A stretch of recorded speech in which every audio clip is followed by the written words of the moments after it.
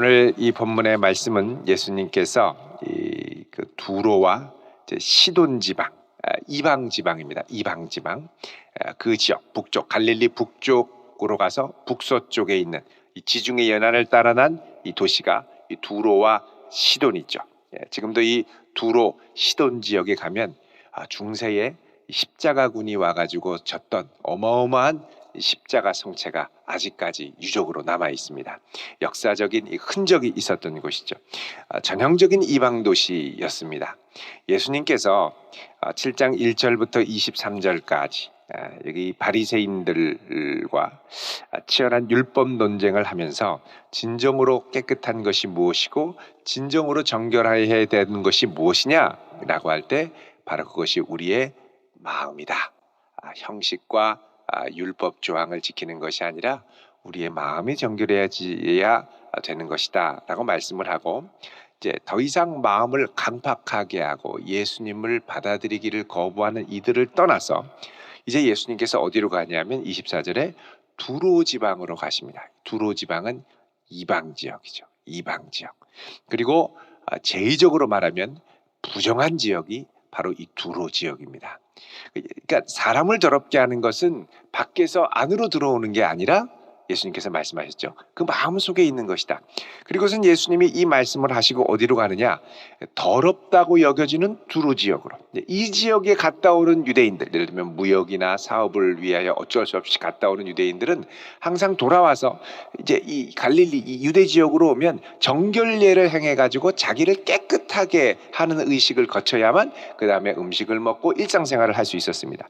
그러니까 더럽다고 여겨지는, 어떻게 보면 더러움의 소굴인 진흙탕처럼 여겨지는 그 이방 지역으로 예수님이 일어나셔서 그곳으로 가셨다는 건 상당히 파격적인 것이죠. 그 7장 19절에 보면 예수님이 분명히 말씀을 하십니다. 이러므로 모든 음식물이 깨끗하다.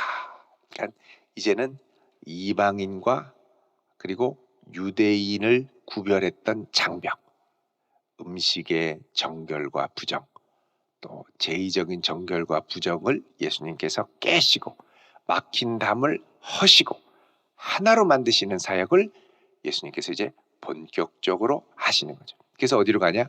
두로 지방으로 가셨습니다. 자, 그 지역으로 들어가셔서 아무도 모르게 들어갔지만 24절 말씀에 보면 숨길 수 없더라 그러죠. 예수님에 대한 소문이 그 지역에도 많이 났고 또 예수님의 치유와 예수님의 능력을 사모하는 사람들이 많이 있었다라는 것을 알 수 있습니다. 자, 이런 거 보면 인간의 공통적인 갈망, 인간의 공통적인 이 곤궁은 가릴 것이 없죠. 이방인이나 유대인이나 똑같습니다. 인생에 겪고 있는 고통 똑같습니다. 지금 우리나라가 전 세계적으로 이 코로나 때문에 막 입국 금지 조치를 당하고 막 다 막혀 있지 않습니까? 근데 지금 이 조짐이 지금 전 세계로 퍼져나갈 조짐이 있죠. 우리나라만 처음에 막 한국이 이렇다 그러지만 이제 조금 있으면 우리가 겪었던 이 공궁이 전 세계적으로 막 이제 막 퍼져나가죠. 이탈리아에서 막 퍼져나가고 이탈리아에서 전 유럽으로 막 가면서 거기서 또 퍼져나가고 이런 일들을 지금 많이 우려하고 있죠. 자, 모든 사람의 공궁이 같습니다. 특별히 이 공궁 중에 중요한 것은 뭐냐? 이 시대를 장악하고 있는 이 악한 세력에 짓눌려 사는 것. 그 대표적인 게 25절에 보면 더러운 귀신 들린 한 딸이죠. 더러운 귀신 들린 25절에 더러운 귀신 들린 어린 딸을 둔 한 여자가 예수님의 소문을 듣고 그 발 아래 왔습니다. 여러분, 귀신이 들릴 거면 좀 큰 사람한테 들려야지 어린 딸에게 들렸다 그러면 엄마의 마음이 얼마나 아프겠습니까? 이 코로나 같은 경우도 어른들이 걸렸다 그러면 좀 덜하지만 어린 아기가 걸렸다 그러면 얼마나 마음이 아픕니까? 이 더러운 귀신이 괴롭히고 있던 이 어린 딸, 이 엄마가 예수님 소문을 듣고 예수님께 찾아와서 발 아래 엎드렸습니다. 근데 이 여자에 대해서 뭐라고 소개하냐면 26절에 이 여자는 헬라인 그리고 수로보닉의 족속이다. 수리아 지역에 사는 페니키아 수로 페니케죠. 수로 보니게 족속이다. 그래서 이 여인이 예수님 제 딸에게서 귀신을 쫓아내 주세요. 이렇게 부탁을 합니다. 근데 예수님이 뭐라 그러십니까? 27절에 자녀로 먼저 배불리 먹게 할지니 자녀의 떡을 취하여 개들에게 던짐이 마땅치 아니하니라. 여러분 그 당시에 유대인들이 이렇게 좀 비하하는 표현으로 이방인들을 뭐라 그러냐면 개라고 그랬습니다. 개. 그러니까 이방 지역에 왔으면 이방 지역에 있는 사람들에게 뭔가를 좀 베풀어 주시기를 바라고 와서 얘기를 했더니 예수님이 뭐라 그러냐? 야, 나는 일단 우선순위가 유대인들에게 있고 이걸 이방인들에게 유대인에게 먼저 베풀려고 했던 은혜를 이방인들에게 먼저 이렇게 허락하는 것은 마땅치 않다. 이렇게 얘기를 하죠. 그러니까 예수님도 지금 조금 곤란하신 상황인 것처럼 이야기를 합니다. 왜요? 예수님이 먼저 오신 것은 유대인에게 우선순위로 계약의 우선순위로 언약의 우선순위로 유대인에게 먼저 복음을 전하고 그 다음에 이방인에게 전하려고 했는데 유대인에게 전하려고 하다가 이 바리새인들의 반대에 부딪혀서 예수님이 북쪽으로 올라오셨죠. 이게 이방인들에게 복음을 전해야지 하는 마음도 있으셨겠지만 일단 이들에 대한 강경한 반대를 피하고자 오신 부분도 있었을 겁니다. 그리고 있는데 와가지고 고쳐달라고 하니까 예수님이 야 나는 아직 너희들에게 본격적으로 은혜를 베풀 때가 아니야 라고 그러시죠. 사실 본격적으로 은혜가 베풀어질 때는 예수님이 부활승천하시고 제자들이 성령을 받고 그 다음부터 교회로부터 온 열방에 이제 복음이 전해지게 됐죠. 자, 이 정도 말했으면 우리 같으면 아유 참 마음이 상해서 그냥 이제 예수님 알겠습니다. 나중에 그럼 기회 될 때 해주세요 하고 돌아갈 수 있을 가능성이 큽니다. 특별히 이제 우리 지역은 말을 제대로 못하죠. 가라고 막 그러면 그래도 용기 있게 그래도 그러면 마땅치 않다 그러면 이러고서 그냥 가죠. 가만히 있습니다. 말도 못하고. 근데 이 여인이 뭐라 그러냐면 주님 28절에 올소이다마는 예수님의 사역의 우선순위 예수님이 중요하게 생각하는 거 맞습니다마는 뭐라 그러냐면 상 아래에 있는 개들도 아이들이 먹던 부스러기를 먹지 않습니까? 예수님이 말씀하시는 거를 부인하고 자존심 상해하는 게 아니라 인정하는 거죠. 예수님 그 맞습니다. 예수님 그렇게 하셔야죠. 유대인인데요. 그러나 그 개들도 부스러기는 먹지 않습니까? 여러분 이 마음을 뭐라 그러냐면 가난한 마음이라고 합니다. 가난한 마음. 가난한 마음은 내 자존심과 여건을 가리고 구별하고 내 자아를 세우고 내가 존중받기를 원하고 이거를 우선순위로 세우지 않습니다. 가난한 마음은 뭐냐면 나에게는 다른 거 다 필요 없습니다. 오직 주님의 은혜면 충분합니다. 내게 은혜만 주시면 됩니다. 이 은혜가 나를 살립니다. 이 마음인 거죠. 그러나 사실 우리가 은혜를 받으러 갈 때 이게 주변에 이런 내 마음을 꺾는 일들이 참 많습니다. 어떤 분은 교회에 오려다가 안 와요. 늘 오던 분인데 이상해서 오후에 한번 전화를 해봤어요. 어떻게 된 거냐 그랬더니 말을 못하는 거예요. 왜 그러냐 무슨 일이 있었냐. 집 나오다가 둘이 사소한 언쟁이 붙었는데 차를 타면서 세계대전이 벌어진 거죠. 그럴까 하면 교회 가지 마! 이러니까 안 가! 이런 겁니다. 그래서 안 온 거예요. 은혜 받으러 가는데 내가 이 인간하고 이제 꼴보기 싫어서 내가 이렇게 되면 은혜가 우선순위에서 뒤로 이제 밀리는 거죠.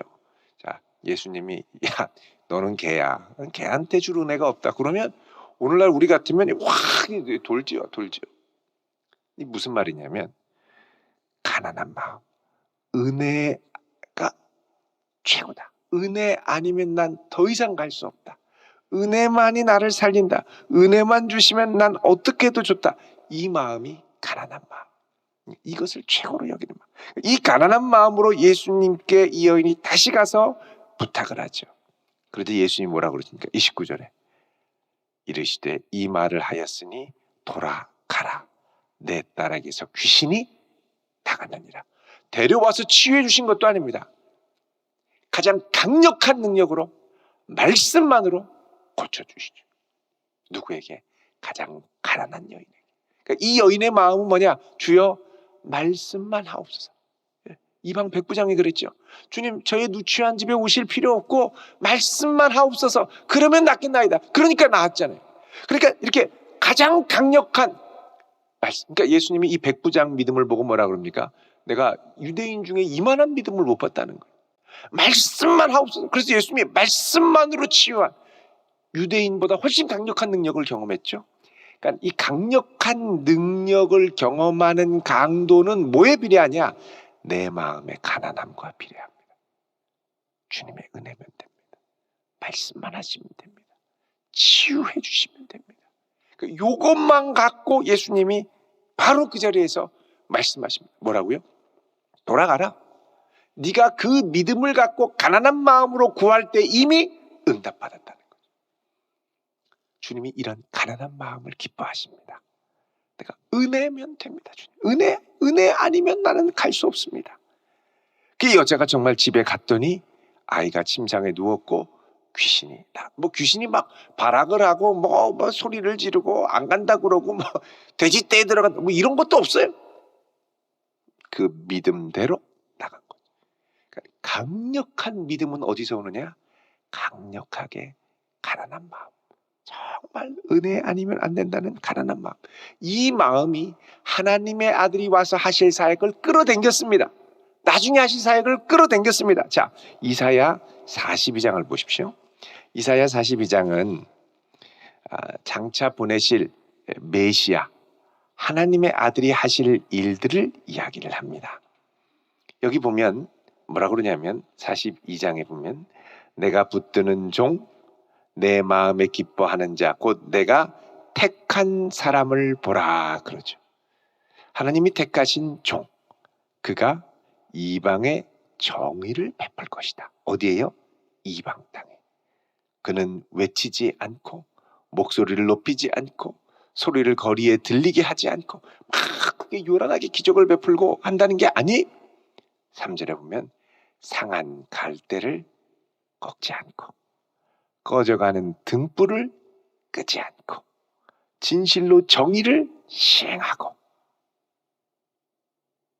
그리고서 6절에 나 여호와가 의로 너를 불렀은즉 내가 내 손을 잡아 너를 보호하며 너를 세워 백성의 언약과 그 다음에 이방의 빛이 되게 할 것이다. 이방의 빛이 되게. 지금 처음으로 이 이방 지역에 예수님이 이 두로와 시돈 지역에 오셔서 빛을 비춰주시죠. 근데 이 빛을 비춰주시는 역사 이전에 예수님이 뭘부터 역사하셨느냐? 여기 보면 3절에 상한 갈대를 꺾지 않고 꺼져가는 등불을 끄지 않으시는 역사. 상한 갈대.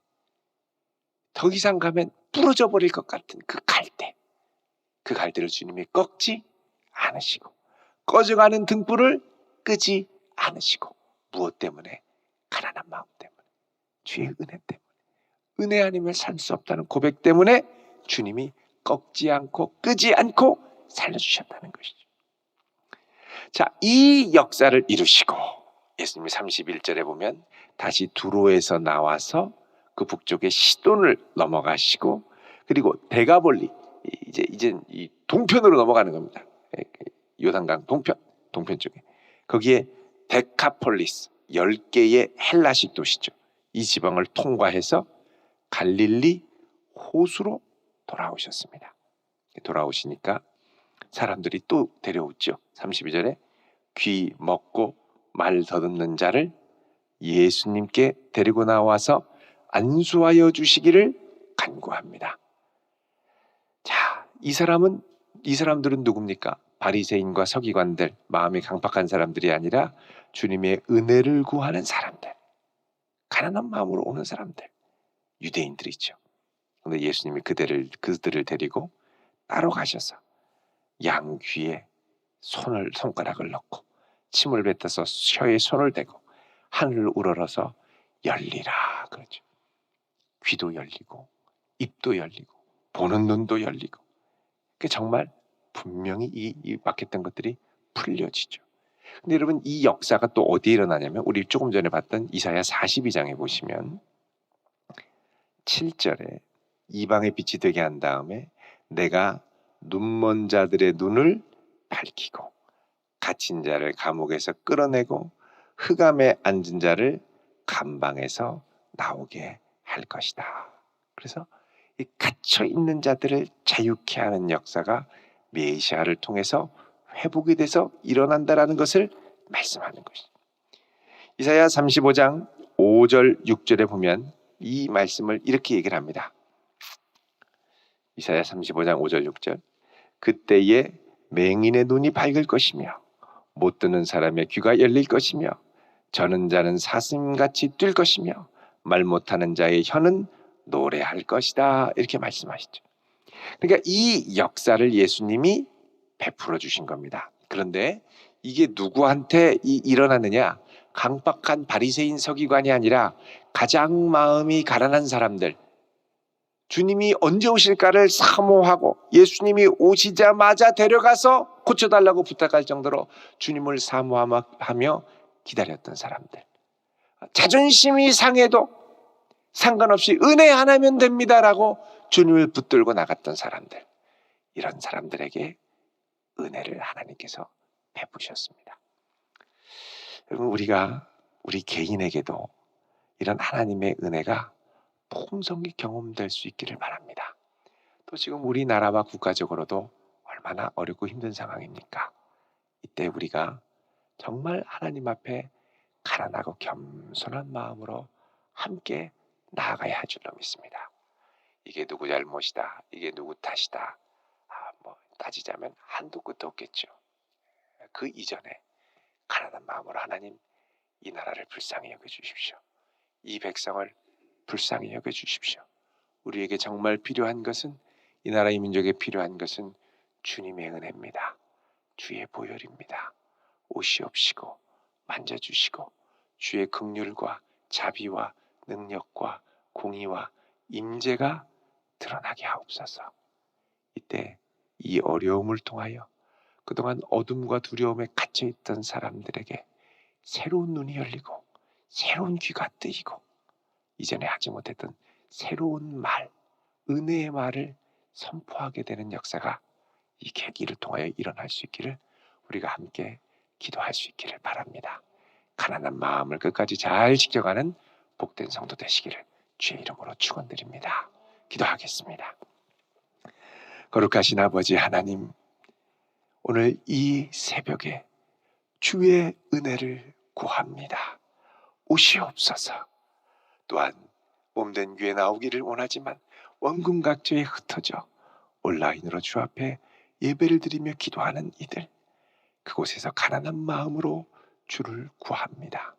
주여, 응답하여 주시고 우리의 삶을 긍휼히 여겨주시고 이 나라 이 민족을 긍휼히 여겨 주옵소서. 예수님의 이름으로 기도드리옵나이다. 아멘.